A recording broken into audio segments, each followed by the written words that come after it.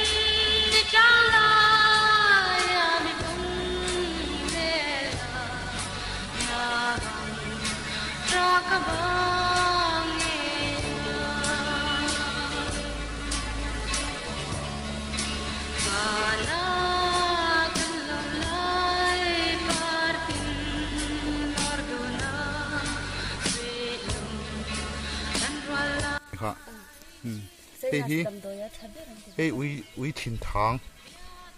covid dam doi an ti khan hi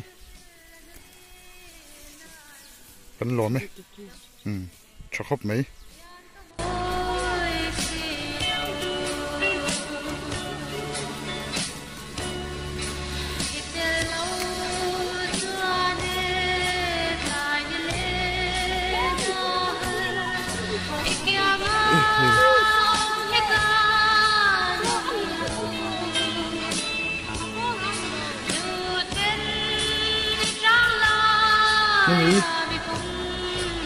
Look at that off.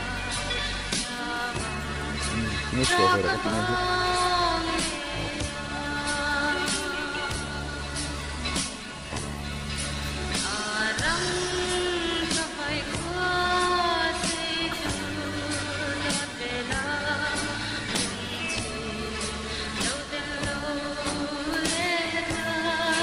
Follow me.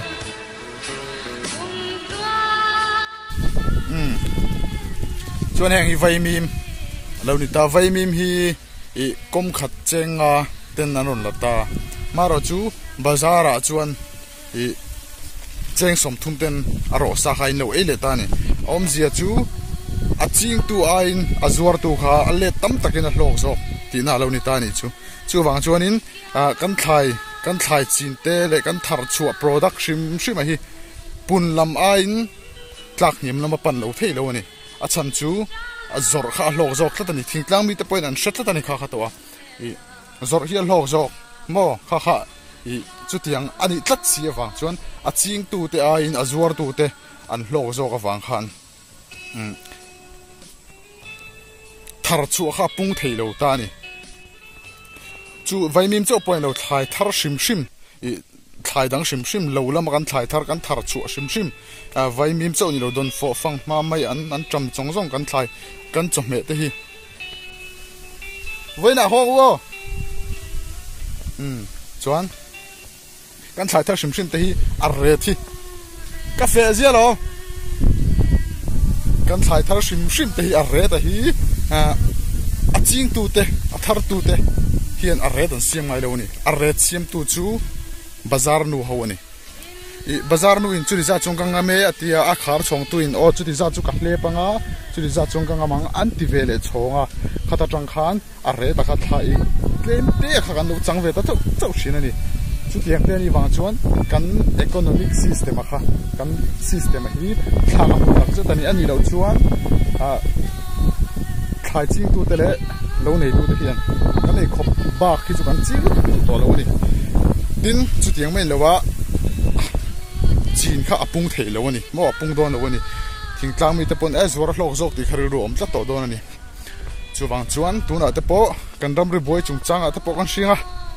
a ma na tang to ni ang chu in to del e le bara in to del poi mo zia hi chu kan shevek tonga tin nge poisa hi ril jam tak tak chuan a alo e thi lo zia te po kha kan shevek o me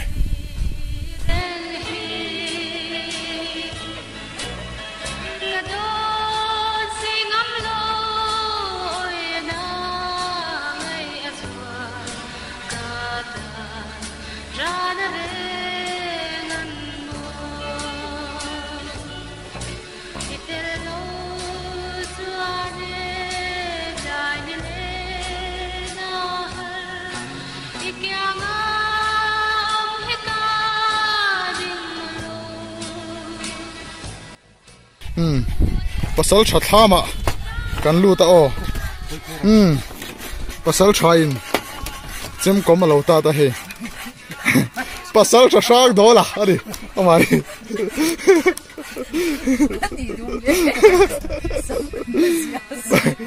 pasal tha shak dola hi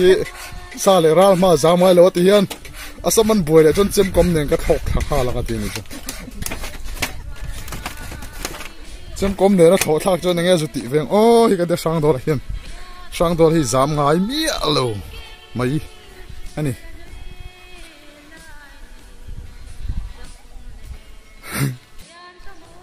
ti chuan khai ching tu te hianin a chome sang sang te po thing tlang mun sang sang te po nyang a re thi chu di zat ani dona ti in shevek tai la chuan bu ti lawai chuan bu hi cheng po loin ta se eile in chome lama hi chuan company khatain kain to del don ti chiang e me mai ni a chan chu red om lo a po a kan ti the ni a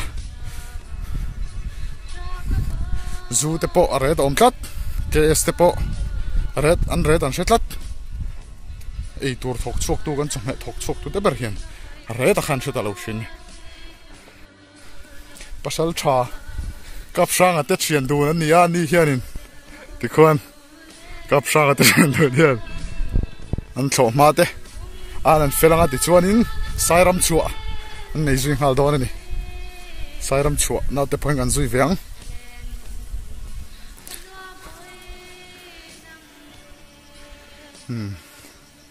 nuam dup dup khop mai he heng hi khua hi khi ta khi tlang to ber khinia holama chuanin tlanga khian kan chhonga chuan dar kar ni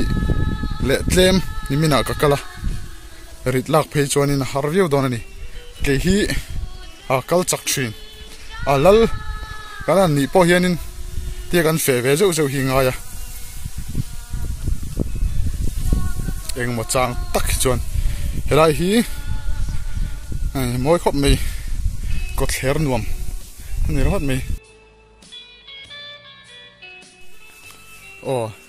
ka ho lam mani to tin ka ho me ka chuan khu lai ko ya khanin tu moni khanin mi lo chhol chhoi do na in ka shia a ti le lo poni mai thia ka shiro va o hei mi lo chhol chhoi hei lo mong khop mai ka den chin o hei don fo mi lo chhol chhoi ni yang ka khonga zana an le na ngai ka leng don ni tian zana kan chu zui ka mo dik zai me don ni holam ani to e da ka mi vel kan kal dona zipro tania kong an nalu to ka motor vel hi kal theilova kal ngam lova chuan dar nga vela ka thleng don ni tunen dar thum vel ri to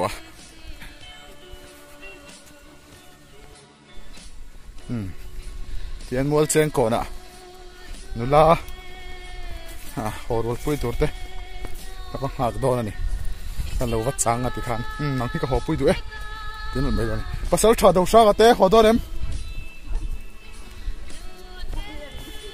pasal tha sang ka pa ho pasal tha sang ka pa hi ti yan wen po in rin ni tlai ni wangin sofa khaman ho do ni in bu tha khop mai pasal tha chu hey pasal tha bu nge